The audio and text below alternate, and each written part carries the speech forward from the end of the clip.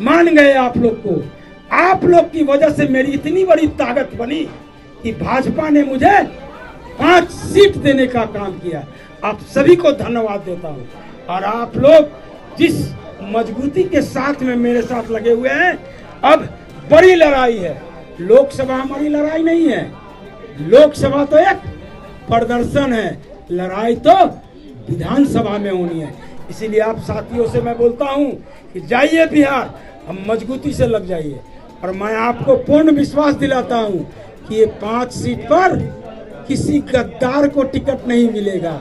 हमारे जो साथ में संघर्ष के दिनों में जो साथी मेरे साथ खड़ा रहा है, उन्हीं कार्यकर्ताओं को उन्हीं कार्यकर्ताओं में से चुन करके मैं टिकट दूंगा। तो हमने जब चिराग जी के लिए इतना त्याग किया, हमें भरोसा था हमारा नेता बिहार फर्स्ट की बात करता है, बिहारी फर्स्ट की बात करता है, तो हमें पूर्ण विश्वास था कि हमारा नेता सही डिसीजन लेगा। पार्लियामेंट्री बोर्ड स्टेट से भी जो नाम गए हम लोग को सब पता है, हम लोग को सब पता है किसका किसका नाम गया। लेकिन आपको मैं बता दूं, जिसका जिसका भी नाम गया उसमें से चिराग पासवान जी को छोड़ करके किसी एक व्यक्ति को भी टिकट मिलने का काम नहीं हुआ। मैं पूछता हूं, कौन है संभवी चौधरी? मंत्री अशोक चौधरी की बेटी। कौन अशोक चौधरी जिन्होंने जमुई में जाकर के चिराग पासवान के विरुद्ध में क्या क्या रणनीति बनाई? हमारे नेता का जो वहां पर संसदीय माने फंड का जो काम होता था उसको डिस्टर्ब किए, हमारे कार्यकर्ता को डिस्टर्ब किए। ये अशोक चौधरी शायद मैं जहां तक याद आता है वही अशोक चौधरी है जिन्होंने एक विधायक हमारा 2020 में जीता था राजकुमार जी, उनको भी तोड़ने का काम किया। तो उनकी बेटी संभवी चौधरी, जिसको मैं समझता हूं आप लोग भी नहीं जानते होंगे कि मंत्री के बेटी के अलावा उसका कोई राजनीतिक परिचय नहीं होगा। अब इंटरव्यू दे रहे हैं, क्या इंटरव्यू दे रहे हैं? कितनी पढ़ी लिखी लेडी है, मैं युवा का साथ दे रहा हूं, मैं एक नया बिहार बनाने चला। अरे भैया, AA, MA, इंजीनियर मैं हूँ, ये भाई साहब MBA, ये टीचर रह चुके हैं, बहुत सारे हमारों के साथ जितने साथी थे सब पढ़े लिखे थे। महिला को सीट देना था, महिला की कमी थी हमारी पार्टी में। आपको पता होना चाहिए, मीना देवी जी जो जहानाबाद की जिला परिषद अध्यक्षा हैं, जबकि जनरल सीट है, क्या है? रानी जी, जबकि जनरल सीट है, लगातार 2 बार से जिला परिषद अध्यक्षा है और महादलित भी है। दलित में सबसे बड़ा चेहरा मेरे पास कौन था? संजय पासवान, जिन्होंने चिराग जी के साथ में अपनी जिंदगी का 24 घंटा उनके बगल में काटा है। हम जानते हैं कि संजय पासवान जी के साथ में चिराग जी का क्या व्यवहार है। मैं एक और बात आप लोग को बताना चाहिए, एक एक करके बताऊंगा। कुछ बातें हमारी होती थी तो कुछ बातें का मैंने सजेशन दिया राष्ट्रीय अध्यक्ष को, तो हमें बताया गया कि जूता चाहे 5 लाख का हो, जूता चाहे 2 लाख का हो, जूता चाहे 5000 का हो, चाहे जूता 500 का हो, पहना पैर में ही जाता है। तो उस दिन से हम लोग को समझ में आ रहा था कि हम कार्यकर्ताओं का क्या मूल है। राजेश वर्मा मैंने लिख के दिया, 2020 में जरूर हमारे पार्टी से चुनाव लड़े थे, उनको 20,000 करीब वोट भी आया। उनसे बाद में उनको जिला अध्यक्ष बनाया गया। 2 मीटिंग करने के लिए मैं गया हूँ भागलपुर, किसी मीटिंग में वो नहीं आए, न पार्टी का संगठन वो बना पाए। जब ये शिकायत लेके मैं राष्ट्रीय अध्यक्ष के पास गया तो बोले, रविंदर जी थोड़ा रुक जाइए, ये आदमी परेशान है। हम बोले क्या परेशानी है भैया?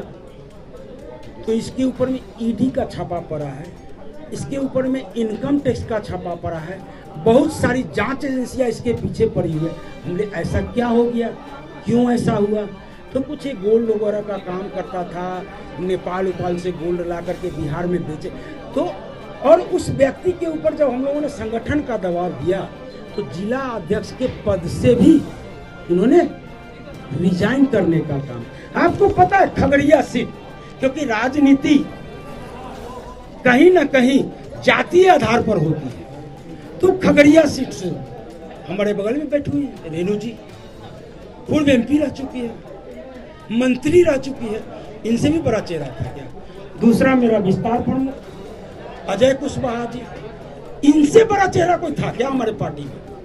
मारिए बोला गया कि हम लोग को मैसेज दिया गया कि कुशवाहा को एनडीए की तरफ से था कि कुशवाहा को नहीं देना, कि कुशवाहा ऑलरेडी 4 गो एनडीए की तरफ से हो गया है, इसलिए कुशवाहा को और टिकट नहीं देना, जो हम लोग के पास मैसेज चल गया। तो ठीक है भैया, मत दीजिए कुशवाहा को। अति पिछड़ा का बहुत बड़ा नेता हमारे साथ में था, सत्यानंद शर्मा जी। आपको याद होगा 2014 में जब मोदी जी की परचम लहरा रही थी, उस दिन भी नालंदा में जाकर के चबाया, उसका नाम सत्यानंद शर्मा था। कहते हैं बनिया को देना था। तो आपको मैं बताता हूँ, सहरसा में हमारे साथी हैं, क्या नाम है साहू जी? हाँ, साहू जी, उनको दे देते। आज सबसे दुख जो है, सबसे बड़ा दुख, जिसने पार्टी तोड़ा, वो लेटर हमने आपको दिया है, जिसके घर में बैठ करके 5 सांसदों ने जदयू के बड़े नेता के साथ में पार्टी तोड़ने का काम किया, जो प्रिंस राज उस समय के प्रदेश अध्यक्ष हुआ करते थे। ये बातें हमें राष्ट्रीय अध्यक्ष ने बताया हुआ है। जब पार्टी टूटी थी, वो प्रिंस राज उस लेटर पर साइन करने के लिए तैयार नहीं थे। तो उसी समय बीना देवी, दिनेश बाबू, ये लोग अलग ले जाकर के प्रिंस राज से बात किए, क्या समझाए नहीं समझाए, क्या हुआ कि प्रिंस राज भी राजी हो गया, तब पार्टी टूटी। ये बीना देवी वही महिला है। ये बात मैं इसीलिए बोल रहा हूँ कि राष्ट्रीय अध्यक्ष भी 31 तारीख को एक मीडिया में इंटरव्यू दिए कि बीना देवी पिछले 1 साल से, मेरी नानी जब से मरी है तब से मेरी माँ के साथ में खड़ी है। हाँ, तो बीना देवी ही वो शख्स है जिन्होंने पार्टी तोड़ा, प्रिंस राज को मनाया, और सबसे बड़ी बात, बीना देवी ही वही शख्स है जो 2020 चुनाव के बाद में बोला कि इन्होंने पार्टी को बेच दिया, सारा टिकट बेचा गया।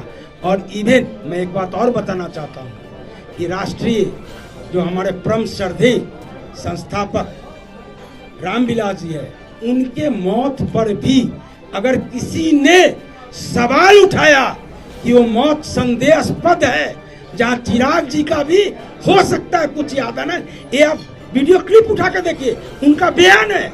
और आज वो बोलते हैं कि मेरी नानी के समय से खड़ा है। हम लोग को क्या समझाएं? आप नहीं समझ रहे हैं, मैं राजनीति कर रहा हूँ, मुझे पार्टी को बचाना है, मुझे सिंबल वापस लाना, इसीलिए मैं बगल में बैठा रहा हूँ।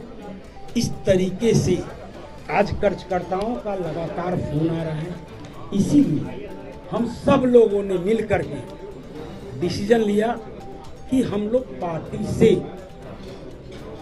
अपना रिजाइनेशन आज देंगे। हम किसी पार्टी में भी नहीं जा रहे, लेकिन जिस व्यक्ति ने पूरे बिहार की जनता के भावना के साथ खेला है, बिहार फर्स्ट और बिहारी फर्स्ट नाम के खेला है, बिहार की जनता को बर्बाद करने का काम किया है, कार्यकर्ताओं को धोखा देने का काम किया है, उस व्यक्ति के विरुद्ध में हमने कफन मान लिया है कि एक लड़ाई तो लड़ेंगे। और माननीय प्रधानमंत्री से मैं अपील करना चाहूंगा कि परिवारवाद और भ्रष्टाचार के ऊपर वो बहुत बोलते भी हैं और काम भी करते हैं, वो आदर्श है आज भारतवर्ष के। मैं माननीय प्रधानमंत्री नरेंद्र मोदी से अपील करूंगा, मोदी जी आपके साथ जनता है, लेकिन ऐसा व्यक्ति जो भावना के साथ खेलता है, जो एक बॉलीवुड का एक्टर का काम करता है, जनता को, बिहार की जनता को ठगने का काम करता है, कार्यकर्ताओं को ठगने का काम करता है। शायद मुझे नहीं पता, मैंने चिट्ठी में उनसे जवाब मांगा था कि आपने क्या टिकट बेचा है क्या, लेकिन उसका जवाब अभी तक नहीं आया। तो हमको तो अब लग रहा है कि शायद बेचा। जो एक एमपी के लिए टिकट बेच सकते हैं और पैसा ले सकते हैं, तो ऐसे एमपी, ऐसे लोग अगर सांसद में पहुंच जाएंगे तो उस सांसद का, उस मंत्रिमंडल का, उस कैबिनेट का, उस सरकार का छवि, जो माननीय प्रधानमंत्री का छवि है, उसको बिगाड़ने का जरूर काम करेंगे। और मैं इसीलिए बिहार की जनता से अपील करता हूं कि मोदी जी को तो वोट देना है, लेकिन ये 5 सीट पर, इस 5 सीट पर लोजपा रामविलास और चिराग पासवान को, जो बिहार की जनता को धोखे देने का काम किया है, उनको सबक सिखाना है। और फिर से मैं माननीय प्रधानमंत्री नरेंद्र मोदी से अपील करता हूं, रिक्वेस्ट करता हूं कि अभी भी समय है। 1 सीट का तो नामांकन वापस हो गया है।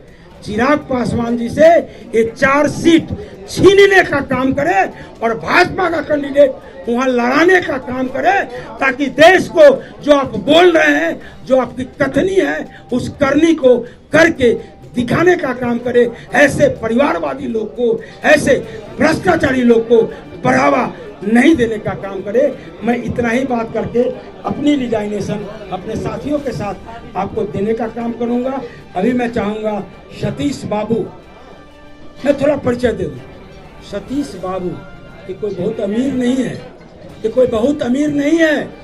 इन्होंने हमें बताया था, हम लोग को लगा 24 कट्ठा जमीन भेज करके चिराग जी के लिए, नालंदा और पार्टी के संगठन के लिए लगातार काम किए हैं। अब मैं चाहूंगा ये अपनी तरफ से ही बोले।